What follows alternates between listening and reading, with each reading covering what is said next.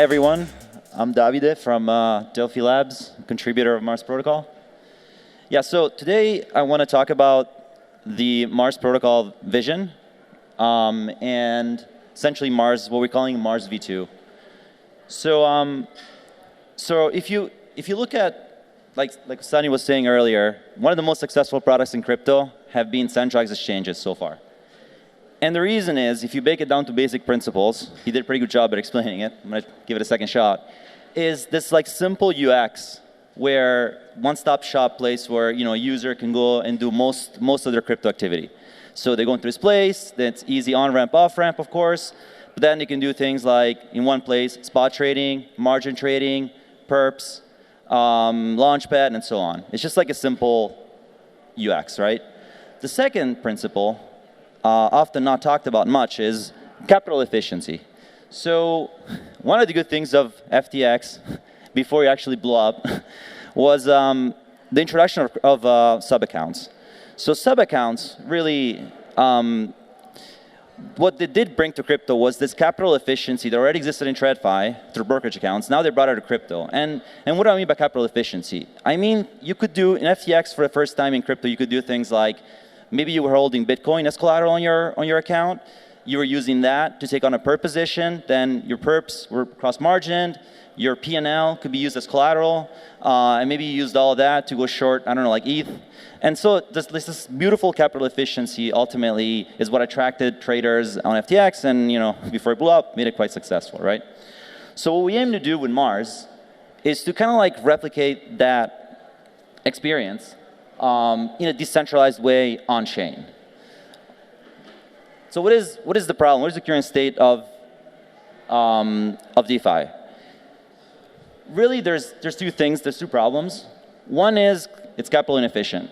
So if you want to take leverage on a DeFi primitive, for example, on a concentrated liquidity pool on Osmosis, how would you do it without Mars, right? You would essentially go into a money market. You would borrow, like over-collateralized. So you have, for example, an asset, Osmo, you stick it there. You borrow maybe, like USDC or some other asset. That in itself is capital inefficient because it's over-collateralized. Then you go in, you stick it into your LP, and you can't really use that as collateral in your money market. So it's just like really inefficient, right?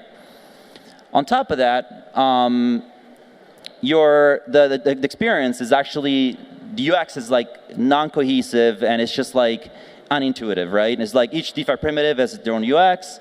Sometimes even like degens have issues with like using some of these things because they're confusing. So what Mars aims to do is kind of like solve this problem with the introduction of credit accounts. So we already have introduced credit accounts in Mars v1 in Farm. That's kind of like a lighter sort of like proof of concept version of the credit accounts where you can only take one position, like on Apollo Vault. But really, like with Mars v2, what we aim to do is to sort of like have this first embodiment of our vision of replicating that capital efficient and beautiful UX experience that you had on centralized exchanges. And so how does a credit account work? How do you achieve that?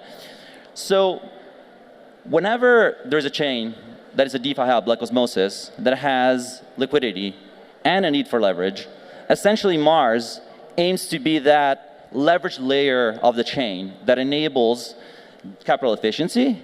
And now that you have all these primitives that are sitting in the Mars credit account, you can actually simply build a beautiful cohesive UX that sits on top of it that allows you to like interact with it in a very simple, intuitive way. So how's this working behind the scenes, right? So Mars has this hub and spoke model where we have outposts where essentially, again, as I said earlier, if there's a chain that is a DeFi hub and has liquidity and a need for leverage, we deploy one of the outposts, right? And the outpost is just a collection of smart contracts, with the credit manager being the one that has the credit account logic underneath. And the credit account is just an NFT that sits in the smart contracts, in the credit manager smart contract. The credit manager has integration with all the different DeFi primitives on chain, on Osmosis, and it achieves leverage by borrowing from our red bank, which is our money market, essentially. Now, Mars v2, which is set to launch in mid-September, will have this first kind of like implementation of our vision. And this is just the UX that Mars v2 will have. This is margin trading. Is an example of margin trading. But what will you be able to do on Osmosis with Mars v2? You'll be able to do spot trading on Osmosis DEX. You'll be able to do margin trading. You'll be able to do levered LPing. And you'll be able to do what we call high leverage strategies. And of course, like lending and borrowing, like traditional money market functionality. Now, of course, the innovation here is, besides being able to do all these things, is that each individual asset acts as collateral in your account. So you can essentially use it to ask collateral to borrow or do any of this activity. So by LPs, what we'll do, you'll get access to that through vaults. Right now we have XYK, but we're in the process of building vaults over concentrated liquidity, and so things like it's like LSD with the underlying asset, like a vault for that, or like stable, like USDT, USDC, or like volatile assets, like Osmo, Atom, and so on. They'll all be through vaults. You'll be able to get access to all these like LPs on Osmosis. Now let me walk you through a few examples of the many things that you can do, just so you get an idea. So one thing you could do is you can margin trade, and then all the assets that you're holding in your credit account, you can essentially lend them out and earn interest. So to give you an example, I deposited a bunch of Osmo in my credit account. Now I don't have any leverage, so I'm 1x levered. I want to margin trade that, so I'll just like turn on margin and just increase the little bar there so that I get 2x leverage. And now like it's telling me how much interest I'm paying and all that. I put the trade. And next, what I do, I go into the red bank and I essentially lend these assets, right? So what I'm doing now, I'm holding this position because I'm bullish Osmo, aren't we all? And I'm earning interest on top of that, on all the Osmo that I have in my credit account. So if my Osmo is, is earning like 5% interest, and I'm paying, 7% on USDC, which is the one I use to lever up. Now I'm making 5% times 2, 10%. And I'm paying 7%, so I'm actually making 3% on my degen long position on Osmo. Another example is levered LPing.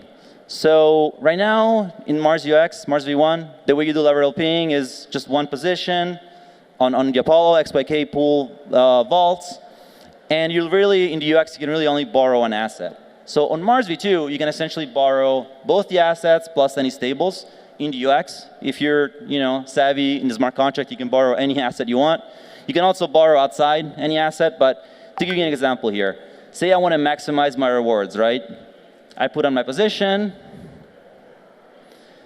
and then I have the two assets of the pool on Osmo Atom. I see that Kava, USDT Kava is actually giving me it's costing me less. So I just like ape in that, and I maximize my LP's rewards to, 46%. Another example is if you want to take a position in Osmo Atom and you really don't have a view, you don't want to be subject to the market. You're saying, I just want to collect the rewards, market neutral.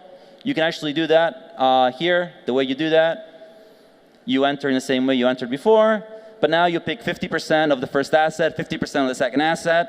So what that means is that on a 2x leverage, so that means it's basically like if Osmo went out and move, your depth is going to move in the same way. It should cancel roughly itself out. You're market neutral. You're just collecting the rewards, basically. And of course, considering permanent loss, and this is no investment advice, but it's a way to sort of like get that. Another cool thing we're going to have in Mars v2 is what we call high leverage strategies. So if you can isolate in your account one collateral, like for example, ST Atom LP, right, through a vault, and one dApps asset which is highly correlated, which means moves in the same way as the collateral, what you can do is you can say that these things move pretty much the same, so I can actually offer higher leverage because the probability of getting liquidated is actually a lot lower. So what you'll be able to do is get like 10x leverage on something like ST Atom Atom in our high leverage accounts, where your only debt that you can pick is Atom, right? And so the cool thing is here, if say you're paying, say at 1x you're getting 18% APY, and at 10x you're getting 38% APY, what you're really getting, you're actually getting 38% plus the staking rewards of staking yield of ST Atom. So that's like roughly 20%. So at 10x, that's like 100%. So here you would be making roughly 138% on your 10x levered position. And these are just a bunch of examples. Of course, there's so much stuff that can be done on Mars.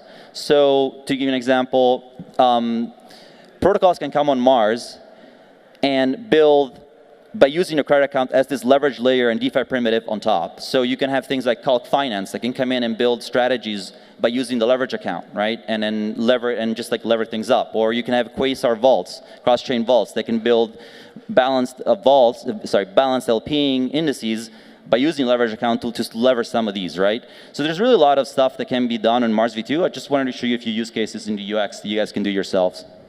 That's it. For me. Yeah.